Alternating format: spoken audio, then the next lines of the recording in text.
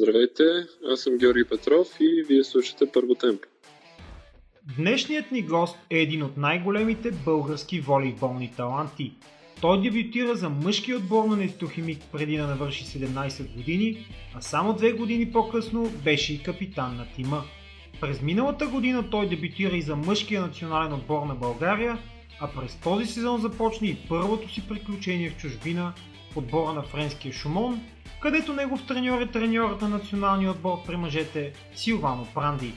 Дами и господа, Георги Петров.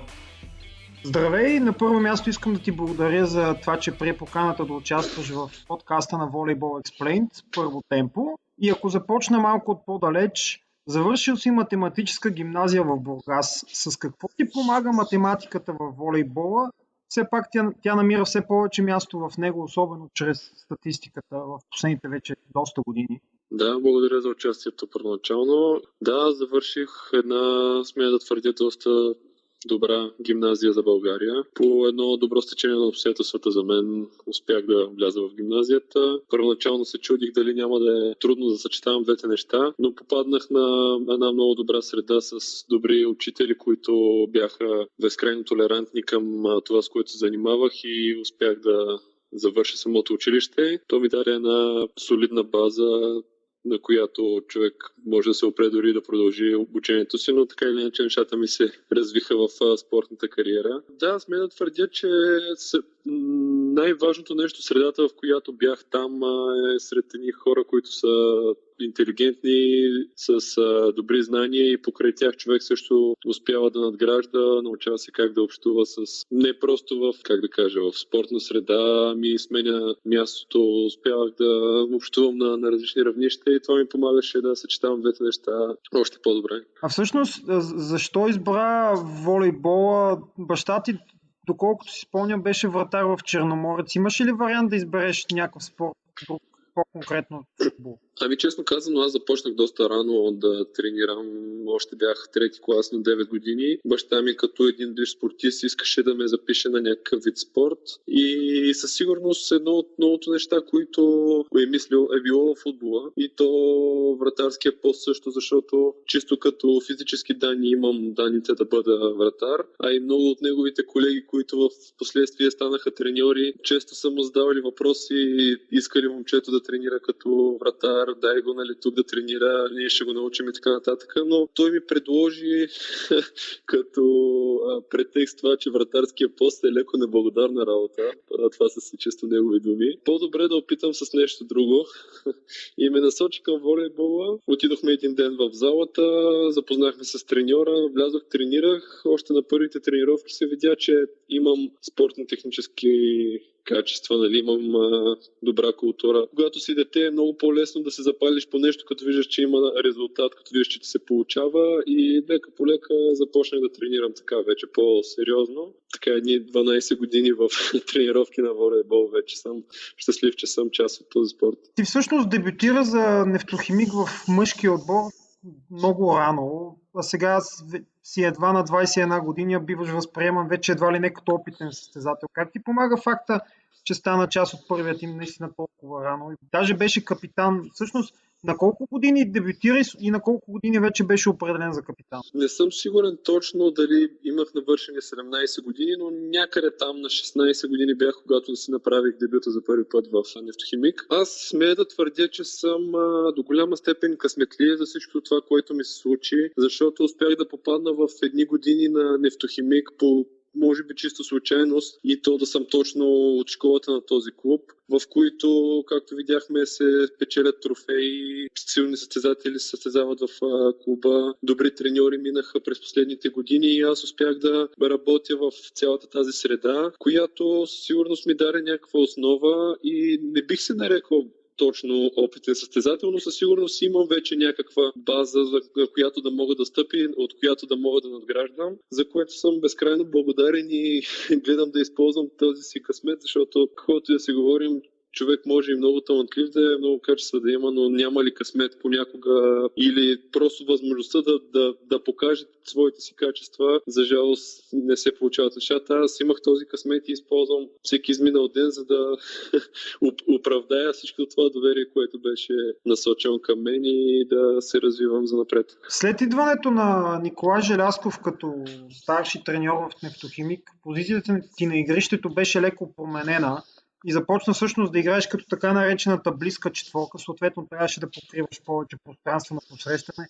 Как приети тази промяна? Мисля, че в началото на миналата година се случи и харесва ли ти да поемаш повече отговорност на този елемент? Поне докато беше в Нефтохимик, разбира се. Ами със сигурност, значи аз през различните години като младежки национален състезател съм играл на поста като близък посрещач. Не беше нещо безкрайно чуждо за мен, но беше повече необходимо тогава, за да може точно това, което ти изтъкна, да се покрива по-голяма част от игрището на елемента посрещане. Беше изключително възкателно за мен, че те ми доверяваха такава отговорност, защото всички знаем, че когато си на възраст от 17-18 години не си, пък и дори като по-голям не винаги си оформен чисто психически. За този елемент е хубаво да имаш здрави нерви, защото във важните моменти всички знаят, че сервиса ще дойде към мене. Не е трудно човек да се досети. И беше изключителен опит това цялото нещо да работи под такъв тип напрежение, да има стрес нон-стоп около тебе, за да можеш да свикваш, че занапред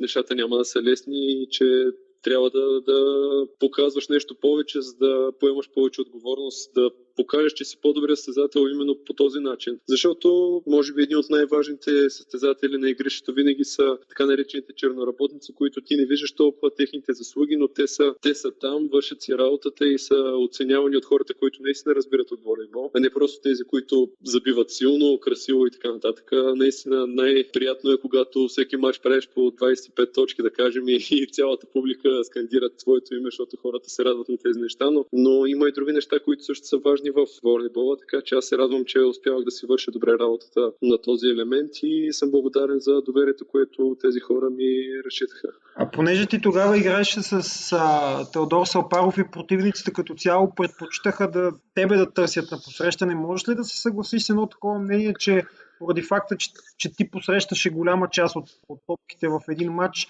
те вместо да ти избудат очите, общо дето ти списаха веждите в един смисъл и ти се научи да посрещаш още по-добре? Със сигурност, да. Първоначално не беше лесно, беше и рисково да се предприемат тези действия, но с всеки изминал матч, когато човек ще се повторя, когато човек вижда резултата от своите действия и че нещата му се получават, той започва да придобива една увереност. Просто аз знаех както се казва, сценария на всеки следващ матч. Знаех, че ще изляза, знаех, че всички хора ще опитат да сервират в мене, за да ме изкарат от матча, защото Теодор Салпаров е световен състезател, който няма нужда да описваме изобщо неговите качества на този елемент и трябва да си самоубиец, ако искаш да сервираш само в него. А при положение, че имаш два избора, един е Салпаров, другия съм аз, е ясно къде ще бъдат насочени сервисите. Но се радвам, че се случиха така нещата, точно защото успях да си създам име на човек, който е добър на този елемент, а хората се ценят в света с този елемент, защото не е толкова често срещано и се старая да надграждам още повече. Може би все пак за слушателите да припомним, ако не си спомнят, че просто в такава беше схемата на игра тогава, че в лот сервис посрещахте на практика само двама човека, третия през по-голямата част, това беше Ален Джорджевич, стоеше буквално на линията. Затова говорим за двама човека, някой случайно да не се очуди, защо говорим само за двама човека. Преди 10-15 години българския волейбол беше известен с изключително равнище на диагоналите, а пък сега в момента измежду младите ни състезатели има страшно много добри талантливи посрещачи, включително Тия Спарухов, Сами Вълчинов, Денис Карягин, Жоро Татаров, Алекс Николов, Владо Гърков. Пък диагоналите сякаш отстъпват и в младежките ни национални отбори, посрещачи, примерно Карягин, Татаров играят като диагонал. На какво смяташ, че се дължи това, че сякаш има такъв дефицит на диагонал? Това е лично мое мнение, не знам дали е правилно или не, но много често аз съм чувал като по-млад хора, които, да кажем, нали, имаш момчета, които по-ръстовите първоначално ги слагаме в центъра, другите, които подават добре разпределители и така нататък, така постепенно започва да се обособяват постовете. И много треньори и родители съм чувал мнения, хубаво е да се научиш да посрещаш, пък толкова диагонала, кое ти може да се преквалифицираш и като по-голям. Защото хубаво е, нали, един вид, като си посрещаш, нали, можеш да правиш всичко, да се научиш да ги правиш тия неща, пък след това ще му мислим един вид. Чувал съм ги тези неща като по-млад и не знам дали е най-правилното това нещо, защото в крайна сметка, да, историята показва много случаи, в които хора се преквалифицират като от посрещачи, диагонали и така нататък, но в крайна сметка всеки един пост сам по себе си е специфичен и ти трябват определени качества, за да го изпълняваш. И според мен трябва от малък човек да си намери своя пост, а не да се лута до 20 годишна възраст посрещач, диагонал, център, пък не знам си още какво. И да работи целенасочено в тази си насоката. Не знам дали това е причината като малки хората да предпочитат да се учат да посрещат и тогава, да, ако случайно не се получат нещата, тогава да предприемат варианта диагонал. Това е едно мое мнение, заради което смятам, че се случва по този начин. От този сезон играеш вече във френския Шумон. Можеш ли да направиш сравнение? Това ти е първото излизане в чужбина. Можеш ли да направиш сравнение между волейболното равнище във Франция и в България? Какви разлики намираш и съответно някакви прилики? На пръв поглед, защото все пак ние сме още на пети кръг от първенството. Това, което ми прави впечатление, което също се потвърждава, защото бях чувал, нали, различни неща относно първенството и това напълно се потвърждава, е изключително оспорвано първенство, в което всеки един отбор може да победи, дори последния може да победи първия. Тук няма отбори, които знаеш, че отиваш и можеш да победиш почти сигурно. Нали? Просто ако не си достатъчно подготвен за самия матч, не излезеш с правилната нагласа, нещата могат да се усложнят много. Трябва винаги да си концентриран, да даваш най-доброто от себе си. И затова за моят състезател смятам, че е много добро място Франция като трамплин към вече още по-високото ниво, защото ако сравняваме, да кажем, България, Франция е малко над по-високо нивото. И Италия, Полша, Русия вече да кажем, че е най-високото ниво. Много хора се радват да играят в Италия, в Полша и това е най-престижното нещо, но трябва човек да е готов, според мен, да отиде на това ниво и е хубаво да мине през Франция, защото смятам, че наистина би дала една добра база и след това вече, ако той прави добри неща тук, на тази сцена, както се казва, там нататък вече да търси реализация на още по-високото ниво. А за сходства, не знам, като волейбол, в крайна сметка си е волейбол и тук, и там, и България. Много хора смятат, че нивото е ниско и така нататък, но виждаме, че изобщо не е чак толкова ниско, колкото се коментира, че има добри състезатели, добри млади момчета, които също търсят изява и чакат своя шанс и всеки един матч показват най-доброто лице. Аз, например, тук имах възможността да прегледам първият етап от първенството, изгледах някои матчове, изгледах Суперкупата и виждаме едно също никак не лошо ниво дори на българска територия, така че не бива да бъде отписвана една България като един вид слабо първенство. А какво смяташ, че би могло да ни бъде нужно, за да се качим на още едно ниво нагоре? Примерно да кажем, вие победихте в Бургас Олимпиакос, след това загубихте там, за жалост и отпаднахте от един от европейските турнири. Какво примерно ни трябва, за да стигнем нивото, да речем, на гръцките отбори, което не е това ниво, което беше на гръцките преди 10 на години? Може би основната разлика между българското първенство и другите по-водещи е това, че да кажем до сега имаше немалко разделение между, да кажем, първите 4-5 отбора и останалите. Чувстваше се разликата на нивото, като отидеш да играеш срещу отбор от долната част на таблицата. И може би това, ако има по-равностойни мачове, един отбор, примерно, да играе по-често срещу отбори почти до своето ниво, той ще свикне да играе на по-високо ниво и когато излезе на европейска сцена, няма да бъде един вид като шок за него, ако, да кажем, в някоя ситуация е затруднен. Защото е имало ситуации, в които през годините, които съм бил в Нефтохимик, когато излезем в България, сме дори някой път по-отпуснати и въпреки всичко успяваме да намерим начин да спечелим дарения матч, без кой знае какви усилия, извънземни един вид. И когато срещахме малко по-доброто ниво, да кажем, на европейска сцена и ни беше трудно да намерим аргументи, може би да се противопоставим на точно този отбор. И за това смятам, че с този формат, с който тази година се предприе в първенството, с първа и втора осмица, ще имаме едни интересни матча в първата осмица, в които всеки матч така ще бъде интересен за гледане, няма да се знае кой ще бъде победителя, така да се каже, до последно. И смятам, че това е един добър подход, който прие федерацията и с времето това би дало резултат. В момента Силвано Пранди ти е треньор както в клубния отбор, така и в националния. Можеш ли да сравниш неговия подход с подхода на други треньори, с които си работил? Да речем Николай Желязков, защото той му е помощник в националния отбор в момента. Ами всеки един треньор, той си има някакви свои методи на тренировка и всеки един съм срещал нещо различно. При Николай Желязков това, което аз лично много харесвах, беше, че ние правихме доста тип индивидуални тренировки, в които имахме удобството в залата в Бургас да бъде почти изцяло на наше разположение по всяко едно време и сме ходили, когато нещо не ни е било, когато не е вървяло като елемент, сме имали възможност индивидуално да работим и така успявахме да направим една добра основа и играехме при един много приличен волейбол през времето, в което аз бях под негово ръководство. Докато тук някак си нямаме толкова време и нямаме толкова индивидуални тренировки. Това е може би някаква разлика, която виждам тук, но пък определено нивото е така и на тренировки, и на мачове е по-високо, така че смея да твърдя, че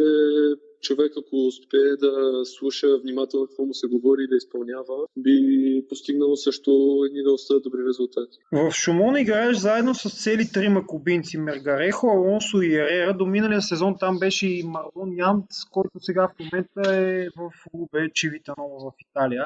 На какво според теб се дължи тази мощ на кубинската школа и какви качества ги отличават като играчи? И то не толкова физически, понеже ние знаем, нали, те са ноторно известни с техните физически способности, и, например, и някакви особености на характер, да кажем. Ами това, което аз забелязвам при тях е, че са изключително емоционални, доста са темпераментни и да кажем, играли сме още едва 4 мача, вече имаше една ситуация във втория матч, в която се стигна до червен и жълт картон на единия кубинец, който беше изваден от игра за единия сет. Просто те имат изключително желание за игра, за победа и това на тях понякога им дава криле, защото те рискуват, те смели са, предприемат рискове и това е до някаква степен рисково, нали, нормално, защото когато търсиш отиграване във всяка една ситуация, не винаги се получава и може да кажем да не ти е ден и съответно да не успееш да направиш нищо, кой знае какво. Но в следващия момент може да ти се получават нещата и да станеш героя на матча. И при тях, в общи линии на тях, менталитета им е такъв, че те искат да са победители, искат да правят нещата по най-добрия начин. Имат огромно желание и това желание го показват винаги на игрището. И може би това ги отличава доста от останалите състезатели, с които съм работил аз. Просто цялото това голямо желание, защото всички знаем колко е трудно в тяхната страна да излязат и просто се борят за всеки един момент, за да може да останат на това ниво и да продължават да надграждат. Може би това е основната разлика, иначе, както каза ти, физически няма да коментираме. Там нещата просто са божа работа, както се казва. Там Господ им е дал много. И последният ми въпрос е, понеже ти малко по-рано спомена за Италия и Полша, кое от най-силните първенства ти допада като конкуренция и като стил на игра? Защо и съответно това ли би бил изборът за първенство, в което би искал да играеш в един следващ етап на твоята кариера? Ами, определено за мен от малък Полша ми звучи като една доста интересна дестинация. Първо, защото там културата на волейбол е на много сериозно ниво. Там за тях волейбол е национален спорт, доколкото аз съм запознат. И винаги, когато има състезания, мачове на национален отбор, и не само, гледал съм клипове, просто ти виждаш как хората наистина имат огромно желание, посещават мачове и има един дух на волейбол в Полша, който със сигурност ще се усеща дори на улицата, просто като вървиш. И определено това ми звучи като едно място, където бих искал да отида. Отделно нивото е много високо на първенството. Бих желал да достигна, защото смятам, че имам още какво да работя, за да стигна там. Определено това е едно място, което бих предпочел да продължа кариерата си, ако имам тази възможност някой ден. Благодаря ти отново за това, че прие поканата да участваш в нашия подкаст и ти пожелавам успех. Надявам се, че няма да има проблеми тази година с провеждането на първенствата, както беше през миналата заради пандемията, защото ти след като спомена и Полша, там за жалост положението е доста критично и буквално няколко мача едва се изиграха последните няколко дни заради болни. Надявам се, че при вас го няма този проблем, въпреки че в момента пандемията пак е в някаква своеобразна нова вълна. Така че надявам се и ти пожелавам наистина отново успех през сезона и лека по лека вече до година и отново с националния отбор. Благодаря много. На вас, уважаеми слушатели, отново бих искал да ви припомня, че ако харесвате нашето съдържание, ако харесате подкаста с Жоро Петров, може да се абонирате за канала, да харесате клипа, да го споделите. От съвсем скоро вече може да ни слушате и в Spotify, и в още няколко платформи за подкасти. Ако толкова наистина харесвате нашето съдържание, може да ни подкрепите и в Patreon, като съответно всички линкове към Facebook страницата, Instagram страницата, Spotify и Patreon може да намерите в описанието под подкаста. Много ви благодаря и надявам се, че ще ни слушате и отново и следващия път. Чао!